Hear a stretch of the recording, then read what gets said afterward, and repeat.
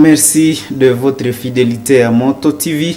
Voici le sommaire de votre journal. Affrontement entre les forces armées de la République démocratique du Congo et les rebelles du M23. La cité de Kichanga, en territoire de Rutshuru, est sous contrôle des terroristes du M23 depuis la soirée de jeudi 26 janvier. Ces affrontements ont occasionné des déplacements massifs des habitants. Les militaires FARDC se sont repliés en vue de limiter les dégâts du côté de la population, rapporte le porte-parole du gouverneur du Nord Kivu. C'est tout pour le sommaire.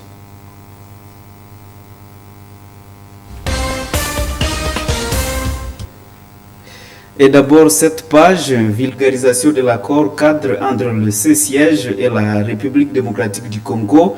Il en a été question ce vendredi 27 janvier 2023. Les enseignants des écoles primaires catholiques ont pris connaissance de cet instrument dans la grande salle de la coordination des écoles conventionnées catholiques. Des enseignants des différentes écoles de la sous-division Butembo 1 et Butembo 2 ont été sensibilisés sur les matières relatives à l'éducation scolaire. Nous y reviendrons un peu plus tard. Et ce que je vous ai dit au sommaire, la cité de Kichanga en territoire de Rutshuru est sous contrôle des terroristes du M23 depuis la soirée de jeudi 26 janvier 2023. Des affrontements ont vaincu entre les forces armées de la République démocratique du Congo et les rebelles du M23, occasionnant ainsi un déplacement des habitants. Des sources sur place rapportent que plusieurs habitants ont trouvé refuge à la base de la MONUSCO. Les militaires FARDC se sont repliés en vue de limiter les dégâts du côté de la population, a rapporté le porte-parole du gouverneur militaire du Nord Kivu, le lieutenant-colonel Njike Kaiko Guillaume. Nous l'écoutons au téléphone de Mwanampenzi Manzekele. Ben écoutez, cela fait 3 jours que l'armée rwandaise et ses différents alliés cherchaient à nous imposer une manœuvre en pleine cité de Kichanga, en procédant à des tirs aveugles au mortier 120 et mortier 82, causant ainsi des morts parmi les populations civiles, des morts inutiles. Et les forces armées de la République démocratique du Congo, en tant qu'armée nationale, professionnelle et surtout respectueuse du droit international humanitaire, écoutez, nous nous sommes tactiquement retirés en dehors de la cité de Kichanga afin d'attirer ces génocidaires en profondeur et ainsi éviter les pires à nos populations de Kichanga. Voilà ce que nous pouvons vous dire pour le moment. Mais cependant, nous mettons tout en œuvre pour déloger cet ennemi et le faire reculer d'où il est venu. Voilà. Vulgarisation de l'accord cadre entre le siège et la RDC. Il en a été question, je vous l'ai dit au sommaire, ce vendredi 27 janvier 2023. Les enseignants des écoles primaires catholiques ont pris connaissance de cet instrument dans la grande salle de la coordination des écoles conventionnées catholiques. Des enseignants des différentes écoles de la sous-division Butembo 1 et Butembo 2 ont été sensibilisés sur les matières relatives à l'éducation scolaire. Reportage.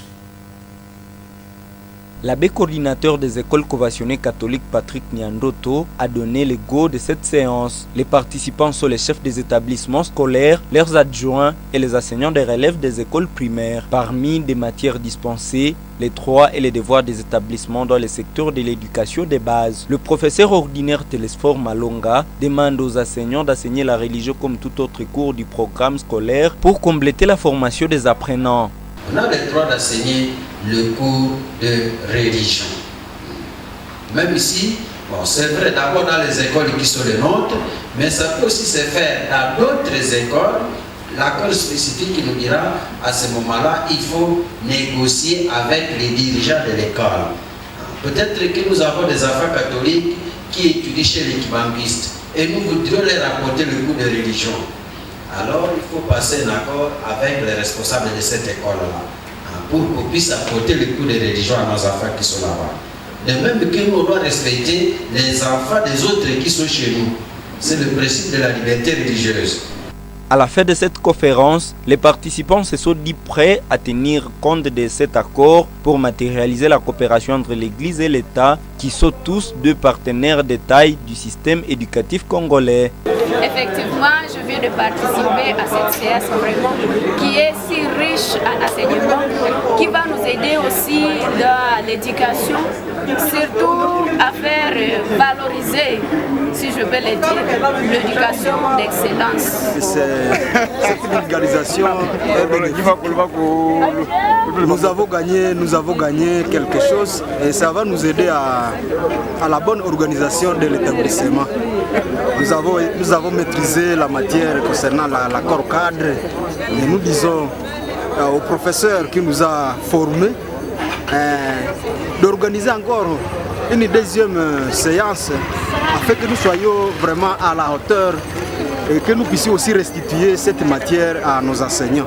Monsieur l'abbé coordinateur des écoles conventionnées appelle les enseignants à se conformer à cet accord cadre à vie du bon fonctionnement et du perfectionnement de l'éducation des enfants. Nous voici au terme de l'activité concernant la présentation de l'accord cadre et je suis satisfait de l'attention des chefs d'établissement qui ont été invités et qui sont décidés à s'approprier ce texte dans ce qu'ils font chaque jour dans les écoles. Et c'est ça ma joie parce qu'ils ont de nouveaux outils qui vont faciliter leur pastoral dans les écoles parce que justement les écoles conventionnées, en plus de l'instruction intellectuelle, il y a aussi cet aspect pastoral autour duquel nous insistons pour que nous puissions former un individu complet et comblé. Cette séance de vulgarisation intervient après celle des enseignants de l'école secondaire tenue jeudi 26 janvier 2023 dans la même salle. Et le gouvernement congolais ne doit pas baisser les bras face à l'agression rwandaise. Il doit plutôt chercher à renforcer son armée pour faire face à cette agression. Ces propos ont été émis par le professeur Nissé Mouendi. Il appelle la République démocratique du Congo à valoriser ses relations avec certains pays déjà rejetés par le Rwanda afin de prêter main forte à la RDC pour mettre fin à cette situation. Le professeur Nissé Mouendi est dans ce propos recueillis par Eugénie et Nelly Mwangeziali. Et donc voilà toute la problématique. Alors comme la RDC a acquis des avions militaires qui ont commencé à survoler pour essayer de patrouiller dans les massifs ici et ailleurs, le Rwanda y voit une sorte d'élément de plus dans l'arsenal militaire congolais. Et comme ces avions passent à la frontière entre la RDC et le Rwanda au moment de l'atterrissage, le Rwanda provoque la RDC. Donc dans cette suite de provocations, on peut se poser la question s'il veut pousser la RDC à la guerre frontale entre RDC et le Rwanda parce que la RDC n'a pas cédé à toutes ces provocations pour faire la guerre au Rwanda. Peut-être le Rwanda voulait voir une occasion pour entraîner la RDC dans une guerre frontale à deux. Pendant que le M23 lui fait la guerre derrière le volcan pour peut-être assiéger Goma. Goma est déjà assiégé à peu près, donc il reste seulement, je pense, Sake et autres. Donc, vous voyez ce genre de contexte, pour moi c'est des provocations. Et ce que je trouve de particulier, c'est que le Rwanda s'estime toujours victime et se défend d'être en position de légitime défense. La RDC, elle s'estime aussi victime, mais elle n'ose pas attaquer le Rwanda. Elle se contente d'attaquer, de faire la guerre, de résister au M23 tout en ayant des preuves suffisantes que le Rwanda est derrière le M23, que le M23 n'est qu'un masque pour dissimuler l'agression rwandaise. La RDC doit comprendre comme première leçon que se plaindre à longueur de journée ne paye pas. Aboyer sans mordre n'est pas payant, si vous comprenez ce que je veux dire. Et la RDC, c'est un pays situé au centre de l'Afrique et c'est un réservoir de minerais. Mais ce réservoir de minerais ne vaut rien s'il n'y a pas de politique de défense efficace en RDC. Donc, sans système de défense efficace, la RDC ne vaut pas un centime. Le gouverneur de la province du Nord Kivu vient de nommer les nouvelles autorités dans les services de cadastre et titres immobiliers en ville de Béni. Les nouvelles nominations ont été rendues publiques ce vendredi 27 janvier. Suivez cet arrêté détaillé par le porte-parole du gouverneur Djike Kaiko. Arrêté provincial numéro 01 /070 CAD GP-NK 2023 du 26 janvier 2023 portant permutation des cadres de l'administration foncière en province du Nord Kivu. Attendu que plusieurs correspondances et mémorandas à ma possession font état de la gestion non orthodoxe de l'administration foncière de Béni. Attendu que un climat malsain paralyse du jour au jour le service à la suite des crises de confiance entre les cadres et agents, mais aussi entre l'administration et les assujettis. Attendu que cette situation est à la base du dysfonctionnement criant du service des conflits fonciers récurrents et de la faible mobilisation de recettes. Considérant l'intérêt supérieur du service et la nécessité de la mesure conservatoire au regard du péril en la demeure, ce, en attendant la mise en place par la hiérarchie compétente, vu l'urgence, arrête. Article 1er. Sont permittés de leurs fonctions les cadres ci-après. Non. Bimbe Boga. Ancienne affectation. Conservateur des titres immobiliers AI de la circonscription foncière de Béniville. Nouvelle affectation. Conservateur des titres immobiliers AI de la circonscription foncière de Kaïla. 2. Boussa Moussondiwa Jospin.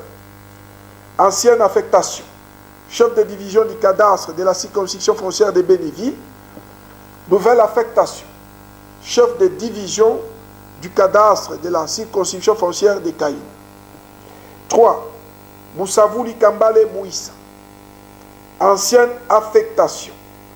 Conservateur des titres immobiliers de la circonscription foncière de Kaïla. Nouvelle affectation. Conservateur des titres immobiliers de la circonscription foncière de Béniville. 4. Kakule Moussa Ezekiel. Chef de division du cadastre de la circonscription foncière de Kaïla. Nouvelle affectation. Chef de division du cadastre de la circonscription foncière de Béniville. Article 2. Sont abrogées toutes les dispositions antérieures contraires au présent arrêté provincial. Article 3. Les directeurs de cabinet du gouverneur de province, le maire de Béni, ainsi que l'administrateur du territoire de Lubelo sont chargés, chacun en ce qui les concerne, de l'exécution du présent arrêté provincial qui entre en vigueur à la date de sa signature. Faite à Goma, le 26 janvier 2023, Dima Kongba Constant, lieutenant général, pour copie certifiée conforme à l'original. Goma, le 26 janvier 2023, le directeur de cabinet du gouverneur de province, Ovid Pierre Lité. Mesdames et messieurs, ainsi s'achève cette édition du journal sur Moto TV. Merci de l'avoir suivi. Au revoir.